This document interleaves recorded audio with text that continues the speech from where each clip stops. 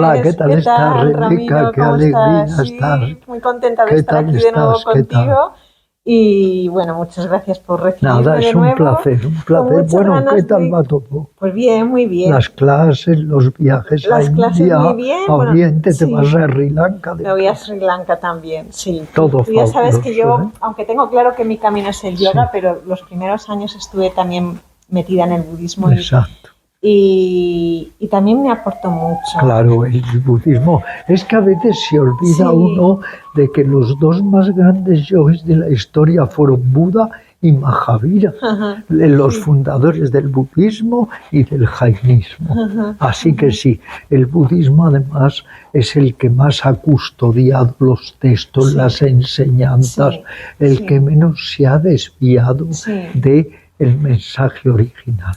Fíjate, hablando, ahora que comentamos esto, me viene mucho cuando yo empecé a hacer retiros, a retirarme yo, Sí, ¿eh? Yo empecé retirándome yo. Y me acuerdo que iba a monasterios budistas y siempre lo primero que en todo, y tú has estado, tú lo sí, sabes, lo primero, en cualquier monasterio que vas, cuando entras a la habitación, cuando entras al monasterio, primero esas 5 observancias que hay que hacer exactamente, eso es imprescindible, están ¿eh? muy presentes, ¿no? Que es Claro, el no matar, el no robar, la conducta sexual controlada. controlada, el no tomar intoxicantes, Exacto, ¿no? Esas 5 conductas.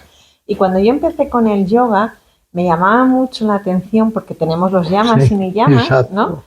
Me llamaba mucho la atención y algún maestra se lo llegué a exponer, ¿no? De por qué cuando hacemos un retiro nadie me dice que contemple esto, Eso, porque aunque parece que no, y tú que tienes mucha más experiencia nos hables ahora de ello, pero simplemente que te den como ese toque de observa esto, eso. es una manera de darle un punto de atención Sí, a la sí, por mente. supuesto. Y además también un compromiso, ya que vamos a dedicar unos días exclusivamente a la evolución de la conciencia, Ujú, la meditación, ujú. la concentración, la vida espiritual, pues tenemos también que recordar y rememorar Sí, que todavía hay vida espiritual, sí, tiene que sustentarse en la genuina ética o la verdadera virtud, sí. que al final es, si a ti te gusta que te favorezcan, Ujú, favorece a los demás. Si no te gusta que te hagan daño, no hagas daño mm, a ningún ser sintiente, pero es útil recordar estos preceptos básicos cuando sobre todo vamos a hacer un retiro sí. para dedicarnos a estas técnicas. Sí, y ahí podríamos hablar, ¿no? Un poquito la charla la quería enfocar al trabajo de la atención y la concentración, ¿no? Como esos 2 pilares para ir a la meditación, ¿no? Que sostienen la meditación de Sí. alguna manera, ¿no? Y realmente hay 3 grados muy interesantes en Patanjali a observar para llegar luego a ese estado supremo de la conciencia Ujú, que llamamos el samadhi o ujú, la mente inespacial, la mente total. Esos 3 grados son pratyahara, ahora lo explicamos, dharana y dhyana. ujú. El perfeccionamiento en pratyahara, dharana y dhyana nos lleva finalmente al samadhi o experiencia de éxtasis supremo y de libertad total. Bien, ¿qué es el pratyahara? Que es quizá lo que menos se entiende Mm, en el yoga. El pratyahara es retirarnos de la actividad sensorial para entrar en el núcleo o médula, en lo más profundo de nosotros mismos y lograr inhibir todo ese pensamiento alocado, simiesco, que está en nuestra mente. Poniendo un ejemplo muy burdo, es como si estás en una casa, quieres tener mucho silencio y para ello cierras herméticamente las ujú, ventanas. ujú. Pues aquí hay que cerrar igual de herméticamente las ventanas que nos conectan con lo exterior, que son los órganos sensoriales. Ujú. Hay que introspectarse, introvertirse, retirarse de la actividad sensorial e ir poco a poco también yendo más allá del pensamiento ordinario para entrar en un estado de silencio interior, de absorción. Todo eso es pratyahara. Cuanto más dominamos el pratyahara, más capacitados estaremos para entrar en el dharana o concentración. Merece la pena también que definamos un poco lo que es el dharana, que es una parte esencial del yoga. Incluso cuando hacemos el hatha yoga tenemos que tener dharana, las posturas, el pranayama, la relajación, los mudras, los bandhas y los sarkarmas. La definición más concreta de dharana es fijar la mente en algo con absoluta exclusión de todo lo demás. Eso es dharana. Fijar la mente en algo con absoluta exclusión de todo lo demás. Para ello hay que elegir un soporte, algo en lo que fijar la mente. Y ese soporte puede ser el entrecejo, la región cordial o la boca del estómago, una sensación en el cuerpo. Ese soporte puede ser una luz, un color, una figura geométrica, un mantra, un sonido. Ese soporte puede ser incluso nuestra corporidad. Haciendo el hatha yoga, los asanas, se aplica el dharana para que dé mejores resultados. Y eso es la concentración. Y en la concentración hay muchos grados. Hay una concentración incipiente, luego una concentración leve, más intensa, hasta que la concentración se vuelve muy, muy intensa. Y entonces se logra lo que tanto anhelamos, y es una constante en el yoga, que es la inhibición, la suspensión de los procesos de la mente. Y ya estamos capacitados para del dharana pasar al dhyana, que es la meditación. Se dice en el yoga que la meditación no es más que una consecuencia del dharana, que cuando el dharana se intensifica, entramos en lo que llamaríamos otro tramo en el desarrollo de la consciencia, en este viaje interior, que es el dhyana, que se traduce generalmente por meditación, por estabilidad mental, y que hay muchos ejercicios porque cada escuela tiene sus ejercitamientos, los budistas, los raja yogis, los sufíes, pero que todo es tendente a lograr ese estado tan superior de la consciencia que unos le llaman samadhi, otros satori, otros nirvana, que es la consciencia más allá de la consciencia, donde podemos conectar con una sabiduría prístina que constantemente se nos escapa. Pues podríamos decir que más bien dhyana, la meditación, sería más bien como un estado mental que se logra a través de prácticas de concentración. Sí, ¿no? En el yoga la concentración lleva a la meditación. O sea, son como diferentes calidades o intensidades. La concentración es previa, y en la medida en que vamos logrando una continuidad en la concentración, desembocamos en el dhyana. Y para ir desarrollando ese trabajo de concentración, ¿qué bases o sobre qué pilares sostenemos esa concentración? Lo sostenemos sobre una práctica, sobre todo metódica, en donde intervienen la postura del cuerpo. Hay un adagio que dice: sin postura, impostura, en doble sentido de la palabra, la inmovilización de la postura, la regularización de la respiración, y luego elegir el soporte para desarrollar concentración, meditación, como por ejemplo determinadas técnicas de respiración, los mantras, la concentración en yantras o figuras geométricas, las energías también ejercicios de visualización, como visualizar pues un océano de luz o el espacio abierto sin ningún tipo de limitaciones. Hay muchas técnicas. Yo mismo tengo escrito un libro que contiene 133 técnicas de meditación, aunque se ha llamado 100 técnicas de meditación, que es más redondo el título.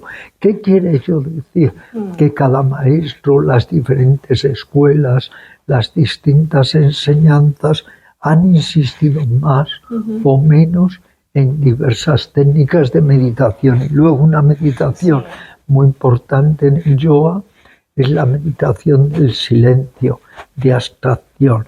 Ir poco a poco silenciando la mente hasta que te quedas en ese estado de calma profunda como las aguas imperturbadas de un lago.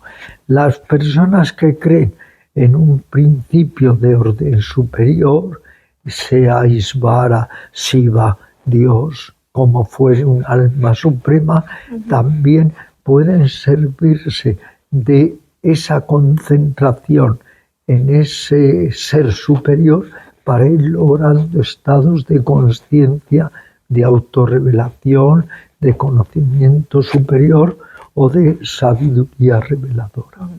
¿Y qué papel juega? Porque además hoy en día es un aspecto que está muy de moda y el yoga lo llevamos trabajando pues desde la infinidad. Sí. El papel de la llamada hoy en día atención plena. Bueno, es que claro, en el mundo del mindfulness hay muchas luces y muchas sombras, igual que el yoga ha sido tan adulterado, tan desdibujado. Es que lo mismo ha pasado con el mindfulness, que además el verdadero mindfulness o atención plena deriva de las genuinas enseñanzas de Buda sobre la meditación, que están contenidas en un libro de valor incalculable que es el Satipatthana Sutta, o el establecimiento o fundamentos de la atención.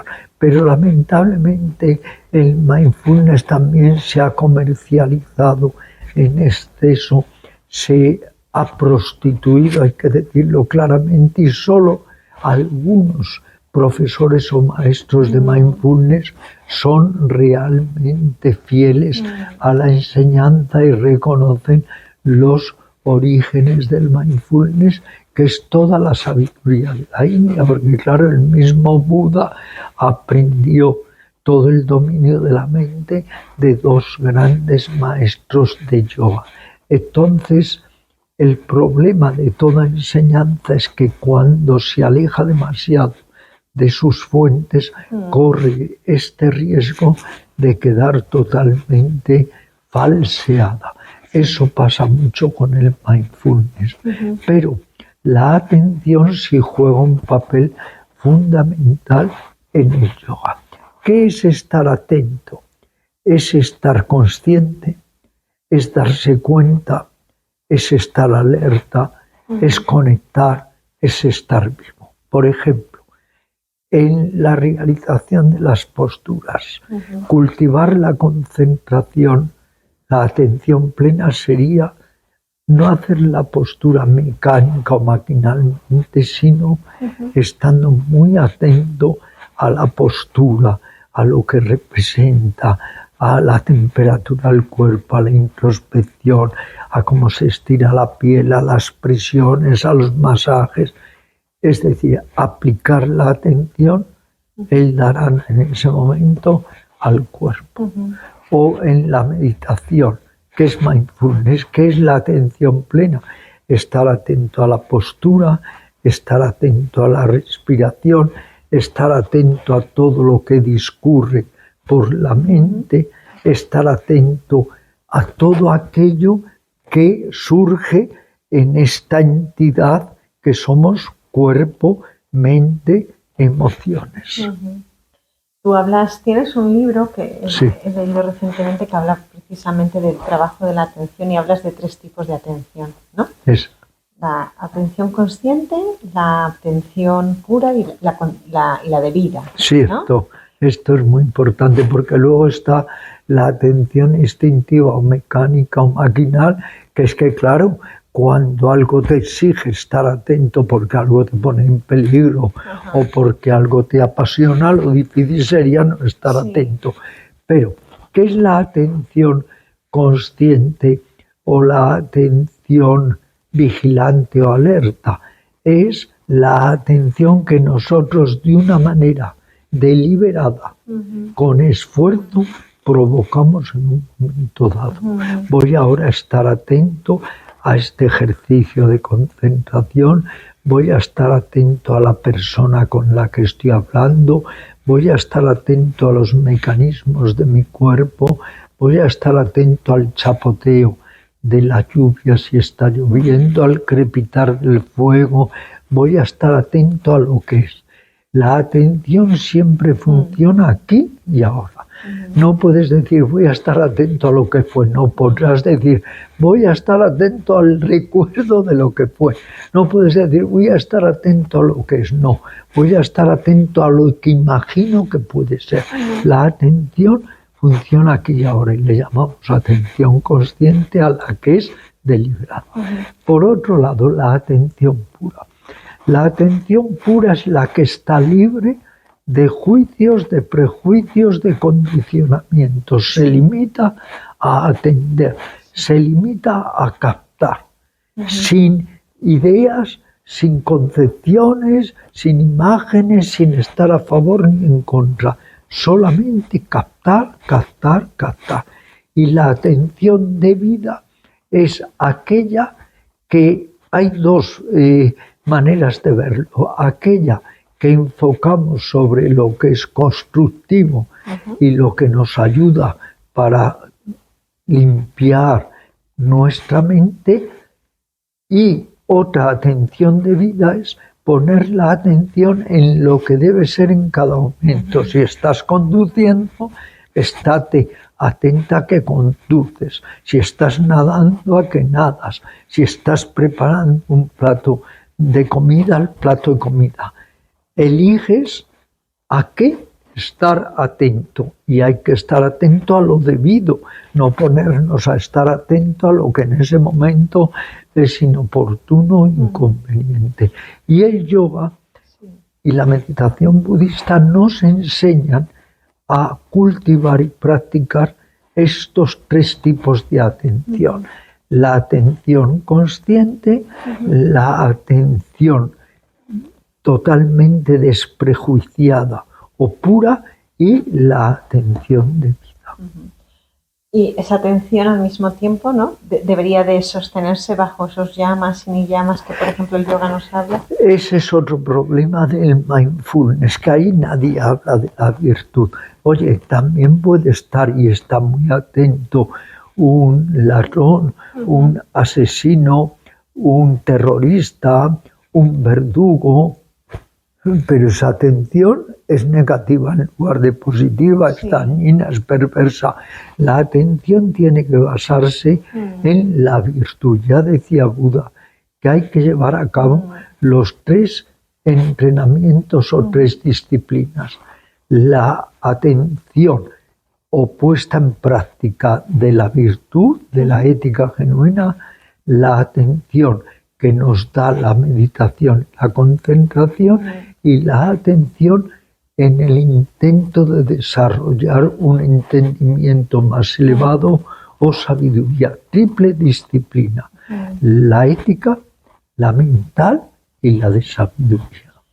Bien, antes has comentado, ¿no?, lo importante de que la atención nos lleva a vivir el aquí y el ahora. Claro, por supuesto. Uno de los mensajes que hoy en día creo que también se está utilizando mucho, pero también de manera muy superficial, es ese vivir el presente, ¿no? Sí, nada. O el aquí y ahora. Pero ¿qué es vivir el presente? Es que la mayoría de la gente cree que vivir el presente es dar rienda suelta a todo el placer sensorial, a todo el apego sensorial, y que eso ya es el camino de la atención. No, vivir el presente es con entendimiento correcto, con sabiduría, con discernimiento, con recta moralidad, captar lo que es a cada momento, pero siempre en busca de esa sabiduría de orden superior. Si ese vivir el presente va a ser para crear más apego, más adicciones, más dependencias, mejor es no conectar ni vivir el presente. Claro, y ahí tiene mucho que ver que la práctica de Pratyahara, que apenas se nombra, Exacto, justo. apenas se habla de ella, Claro. y es saber desligarse del apego sensorial. Sí. Eso es fundamental.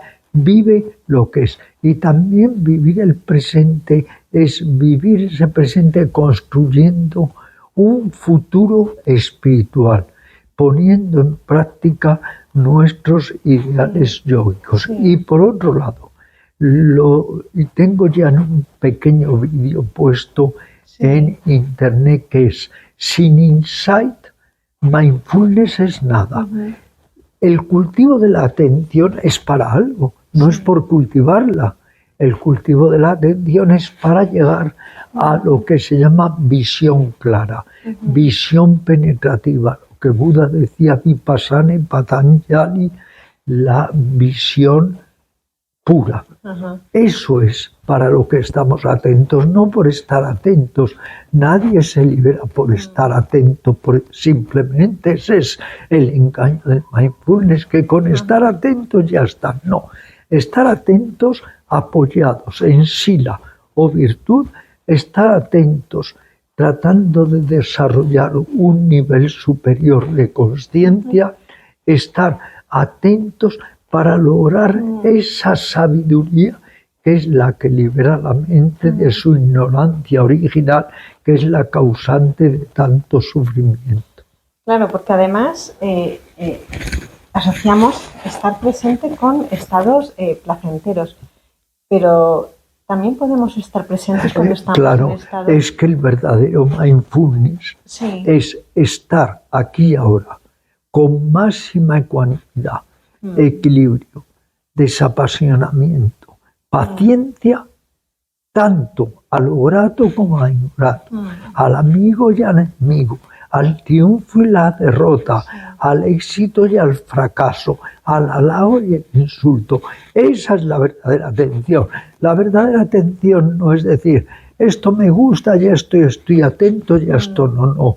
Es mantener tu eje, es mantener tu centro, y el tratar de estar imperturbado y quieto y sereno e incluso contento ante los dos lados de la existencia, lo grato y lo ingrato. Porque cuando tenemos atención nos percatamos de que todo es transitorio, todo es provisional, nada dura, todo es impermanente.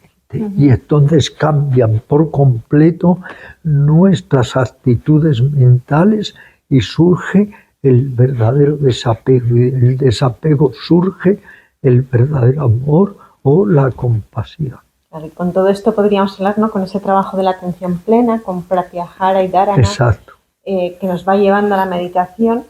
Todo esto nos lleva a entender, ¿no?, que la meditación o la práctica de yoga, que abarca todo esto, no es una huida.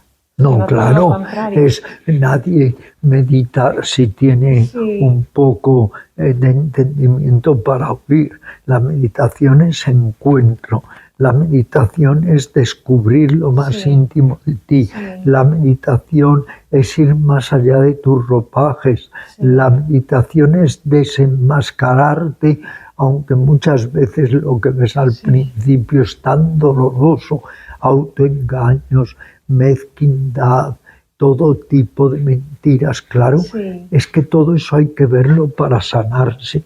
Si un médico nos dice de lo que estamos enfermos o heridos, es para sanarnos. Entonces, no hay que engañarse. A veces la meditación es desgarradora porque ves lo que durante mucho tiempo no has querido ver en ti mismo. Pero si no ves lo que es, nunca avanzarás en la senda del viaje a los adentros. Claro, esto es importante porque hoy en día yo lo que veo mucho que está pasando es que también una persona se encuentra mal y se le recomienda practicar meditación. No, Lo que hay que tener en cuenta es que si uno está bien, la meditación es más provechosa. Pero como todos estamos neuróticos, como todos estamos tocados en el ala por la neurosis, pues al principio, ¿qué pasa? Que tenemos que sanear nuestra vida psíquica para que luego pueda fructificar y surgir de verdad la senda del espíritu. Todos partimos con un gran obstáculo, un lastre, un freno, que es que no estamos bien psíquicamente. Hay muchas grietas del alma, hay frustraciones, hay complejos, hay represiones, y todo eso es un grave obstáculo en la meditación. Pero también la propia meditación tiene esa capacidad de drenar, de limpiar, y luego nos permitirá pasar a una etapa más fructífera y más alentadora, que es cuando ya nos hayamos liberados de esos contenidos mental-emocionales tan neuróticos. Y piensas, Ramiro, porque muchas veces lo que les pasa a las personas que, claro, te recomiendan meditar y empiezas, sí, claro, te encuentras con todo esto, ¿no? Pero es verdad que si en vez de resistirnos o abandonar, abrazamos todo eso que con lo que nos estamos encontrando ahí. Hay que aceptar para atravesar, pero no aceptar y quedarnos con ello. Exacto. Hay que bajar al sótano, donde están todos nuestros cachivaches psicológicos desordenados, verlos, por doloroso que sea, tratar de ordenarlos, y un proceso muy importante de desaprender, a arrojar fuera de nosotros todo aquello que configura el ego, la falsa personalidad, pero que en realidad no es nosotros mismos, son vestidos que creemos que somos nosotros, que hemos tomado ya por nuestra piel, pero que nada tiene que ver con nosotros. Son viejos patrones, creencias, juicios, prejuicios, falsas opiniones. Todo eso hay que desprenderse de ello lo antes posible para poder caminar o correr incluso más deprisa. Entonces podríamos hablar, para hacer una pequeña síntesis de todo lo que hemos estado hablando, podríamos hablar de la importancia de la atención, ¿no? Por supuesto, la importancia de la atención, que nos llevará a desarrollar el conocimiento correcto, visión pura de Patanjali o Vipassana de Buda, el mutarnos, cambiarnos, el que haya una transformación real, que no se convierta la meditación en un placebo, o como el que toma un Valium, un Lexatin. Sí, está un poco agradable para luego volver a la ansiedad y al desconcierto. No, la meditación es algo muy profundo, a veces es por eso muy removedora, nos remueve hondamente, pero es la manera de entrenar, de limpiar y de cambiar, y darnos cuenta de que hay que pasar del estado de ignorancia al estado de lucidez, del estado de confusión al estado de claridad, que eso no es gratuito, que hay que lograr una especie de alquimia, transformación interior, que no es fácil. Por eso se valora tanto en el yoga el verdadero esfuerzo, el saber que las cosas no te vienen porque sí, que tú tienes que trabajarlas. Pero aquí siempre digo, ningún resultado se pierde. Pero práctica. Práctica, ya sabes que esto es inevitable. El yoga no es para holgazanes. El yoga es para gente que está dispuesta a crecer interiormente, sabiendo que nadie lo va a hacer por nosotros, sino nosotros mismos. Sí, y constancia, ¿verdad? Exacto, mucha constancia. Muchas gracias, Ramiro. Con muchas ganas de ir esta tarde a tus clases. Gracias. Muchas gracias.